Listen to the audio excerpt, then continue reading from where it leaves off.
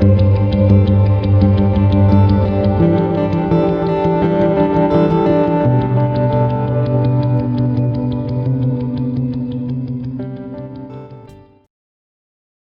girl we'll call Louise is written up in Psychic Perception, by the way. Her name was Louise Barrows before she got married. She is now Mrs. Wright, a secretary of mine.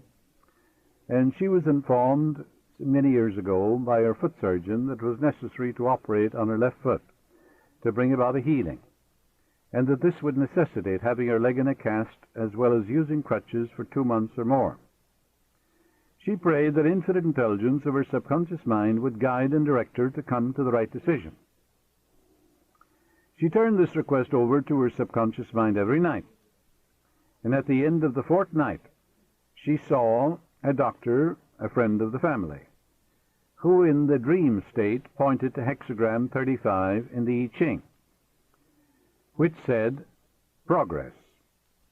The next day she went to visit him, and on examining the foot, he advised her that he could bring about a perfect alignment and adjustment by manipulation and exercise, which she would have to practice, and a perfect healing followed.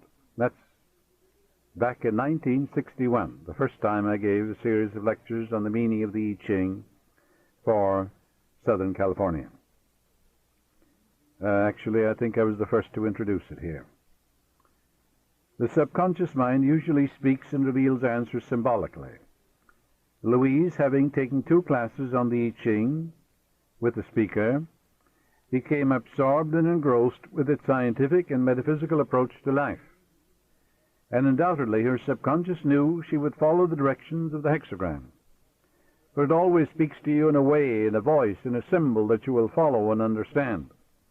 It will not speak to you in a voice of someone you dislike or you disapprove of. It spoke literally to her when it revealed the doctor she should see for the healing of her foot. So the Lord makes him, so the Lord is the lordly power within you. There's only one power anyhow. Makes himself known in a vision and will speak to man in a dream. That's what your Bible says, because it also says, in a dream and a vision of the night, when deep sleep falleth upon man, slumberings upon the bed, he openeth the ears of man, sealeth their instructions. There's only one being, and that power is within you. It's called the life principle, called the living spirit almighty. It's called by many names. But remember, you do not put self-expansion into the seed. You do not give vitality to the seed. You put the seed in the ground, it won't grow in your pocket. And you water and fertilize the seed. And as Judge Strord, the author of inimitable textbook, says, your quiet contemplation of your desires, an accomplished fact, is the way to pray.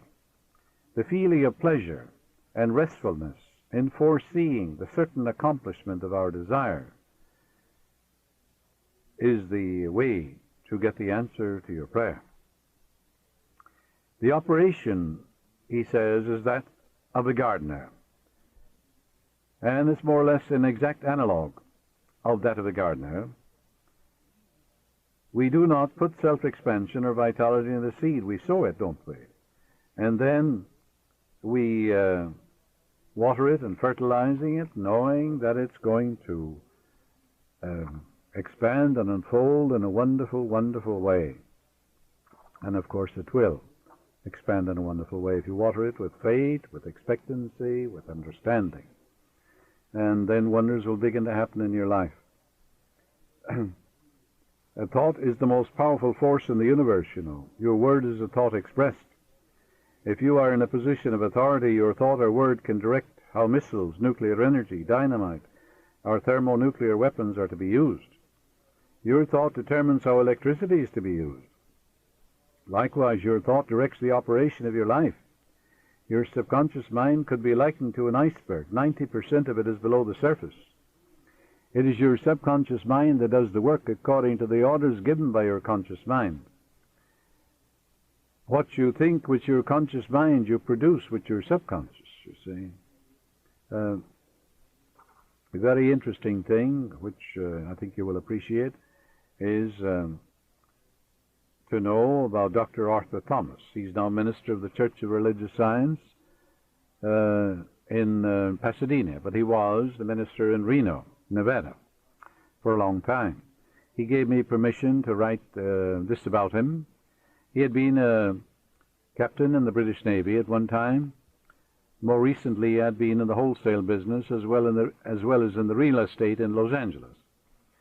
About 10 years ago or more, he started attending my lectures on Sunday mornings.